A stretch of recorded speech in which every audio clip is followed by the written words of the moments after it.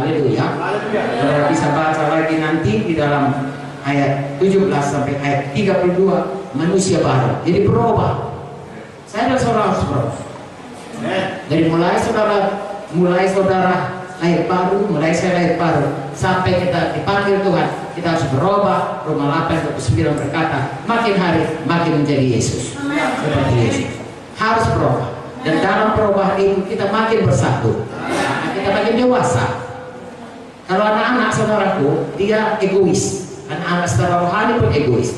Makanya saudaraku, Tuhan berkata, jadilah seperti anak-anak di dalam iman. Anak-anak saudaraku, dia nggak peduli, dia percaya kali sama bapaknya. Ya. Saya lihat anak-anak saudaraku di kolam renang, kemudian dia direnang, banyak di kolam. Apa dia katakan? Dia lompatkan ya dirinya. Bapaknya yang sibuk mencari jangan sampai tenggelam si anak. Dia nggak tahu kalau dia bilang, Bapak itu tanya dulu Bapak, udah siap Pak? Kalau udah siap, 1, 2, 3 baru lompat. Dia tidak. Saking percayaannya sama bapaknya, kayak mana pun kasih tangga bapakku. Dia hanya cukup berkata, Kakak, katanya, dilemparkannya dirinya. Jadi orang tuanya mencari supaya jangan sampai anaknya tenggelam. Mengapa? Dia punya iman.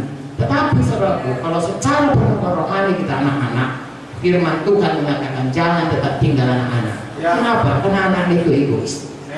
Kita sekali dilahirkan dalam dosa, mempunyai kodrat, ya suka berdosa, karena Adam sudah berdosa, lalu diturunkannya sifat itu kepada kita. Ya saudaraku, jangan jadi anak-anak terus, karena anak-anak itu egois. Amen. Ya, saudara akan terus egois dalam hidup saudara. Padahal untuk menjaga kesatuan, saudara harus bertumbuh dalam kasih saudara. Supaya gereja itu boleh bertumbuh, semua harus bertumbuh dalam kasih. Haleluya. Semua harus berubah. Apalagi dosa hukum 10, mulai dari jangan ada padamu Allah yang lain. Kemudian mengasihi sesama saudaraku, menghormati orang tua, menghormati pemimpin dalam sidang saudara, mulai dari PKS saudara atau orang yang membawa saudara kepada Tuhan, abang-abang rohani saudara, ya PKS di sektor, saudara hormati. Kemudian jangan membunuh, jangan marah, karena memarah itu saudaraku itu membunuh. Salah satu Yohanes, jangan marah. Nanti saya bacakan sebentar. Jangan mencuri, jangan berzina, jangan mencuri, jangan berbohong, jangan inginkan pada orang lain. Itu adalah hal-hal yang sebenarnya ya orang dunia pun tidak kuat. Apalagi jangan atur, harus dibuang dan berubah ya menjadi mengasihi dan bertambah-tambah mengasihi. Haleluya. Saudara baca ini saudaraku ayat 22 yang saya bacakan sebentar selalu.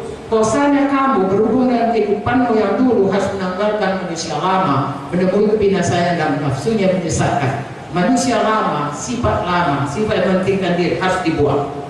Supaya kamu dibaharui dalam roh dan pikiran, baharui dengan firman Tuhan, baharui dengan kepatuhan kepada Roh Kudus. Amin. Dan mengenakan manusia baru yang telah diciptakan menurut kehendak Allah dalam kebenaran dan kekudusan yang sesungguhnya. Berubah menjadi seperti Yesus.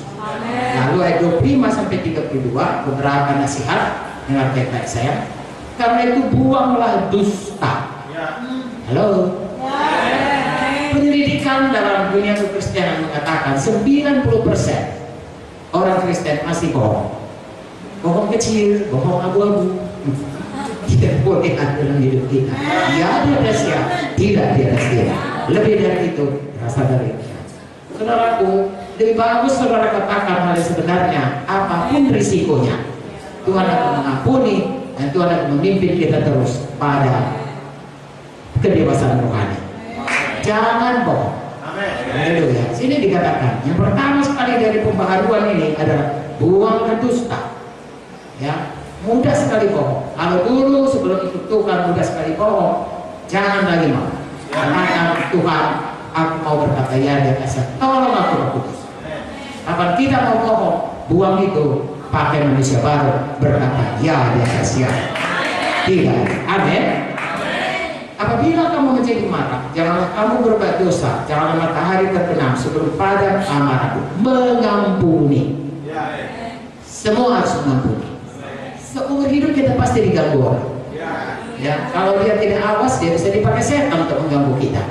Kalau dia belum dewasa rohaninya, Memang dia suka, saudaraku, ya, hal-hal yang mengganggu, maka dia akan mengganggu kita. Tapi yang mana pun itu, firman Tuhan bilang harus kita ampuni. 7 kali cukup Tuhan, katakan tidak, 70 kali 7, 490 kali dalam sehari. Yang kata lain, selalu mengampuni. Amin, saudaraku. Sebab mengapa? Ayat itu betul, jangan beri kesempatan kepada iblis.